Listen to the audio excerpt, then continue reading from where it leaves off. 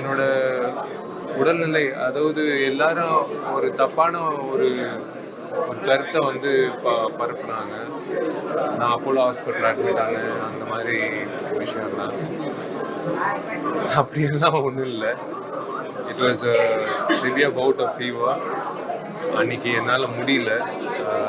But இருந்தாலும் இத்தனை வருஷம் கழிச்சு படம் வருது, சுந்தர் சாரோட முகம் பார்க்கும்போது அந்த ஃபங்க்ஷனை மிஸ் பண்ணக்கூடாதுன்றதுக்காக நான் போய் எப்படியோ அண்ட் என்னோட ஃபேன்ஸ், அதாவது என்னோட நண்பர்கள், நீங்கள் எல்லோரும் வந்து ஒவ்வொரு கோவிலில் வந்து பிரார்த்தனை பண்ணீங்க.